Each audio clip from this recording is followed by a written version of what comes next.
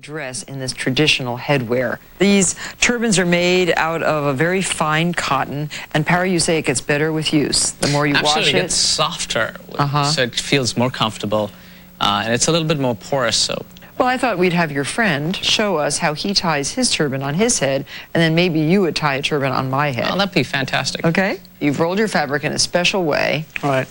And then you hold it in your mouth. And he's going to bring it around his head on an angle.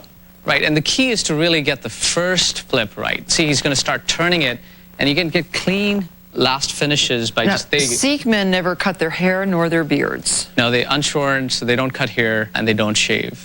So now he's bringing it up again. This is the second twist, and watch, he's going to twist it just gently right there. Oh, okay, so that gives that beautiful so that the twist comes around. Between 4 and 5 turns around the head. So there you go. He's on the third turn. Okay. Same gentle turn again. Building up on one side and bringing it down on the last. This is what we call the last lur. Lur means just the stretch. And he's going to make this a nice clean stretch because this is the last stretch piece of it. There you go. He's putting it together and he's going to tuck it in right at the end. You can take small pins, push pins, and really tuck them. There you go. Remember the first turn that he did? He pulled it out and he's going to basically open it up and really cover the rest of his hair, so now he's totally camouflaged. I'm just using the term loosely. And we're going to take the last piece that's kind of hanging out, and he's going to turn it around and tuck it in. Well, the great milliners have nothing on you guys. Thank you, Pavanjit. Really, thank you, My pleasure. Okay, Martha, so now, shall we try? Now what we're going to do is going to hold the two ends opposite end, diagonally opposite ends of it. You're pulling the on the diagonal. Move back a little bit, and we're going to start rolling the other two ends inwards. You can take nice bold turns. You don't have to, you can go small if you like, or big, just like this. What we're going to do is take this and turn it around and try a small little knot here. I'm just going to grab it. 1, 2, 3, and we're ready. Okay. So now we're all set for tying the turban. So now I need a little thing to hold my hair back. We're going to use a small bandana to really station it together. Pavanjit, do you want to tie the bandana from behind? So now, Martha, we're going to basically hold this piece in your mouth, right, quickly. I'm going to turn this around and watch. Bring gently around. This is the first lur. Turbans vary in shape, color, and size.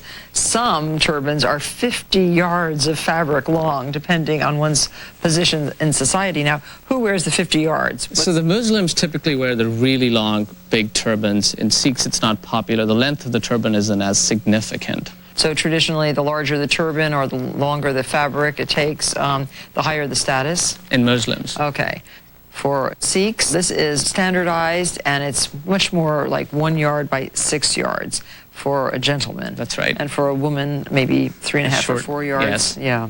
Well, thank you very much, Parry. And if you're wondering what all this turbaning is about, well, today our show is all about Indian cultural and culinary traditions. Author and chef Maya Kamal is here to share a couple of her delicious favorite traditional South Indian dishes with us. And you won't want to miss that wonderful walking and shopping tour that she and I went on in the Indian neighborhood in Jackson Heights, Queens. And of course, Parry's going to show us his ethnicgrocer.com, which will allow you to get all those exotic ingredients that you might need if you decide to do some serious Indian cooking. So stay tuned.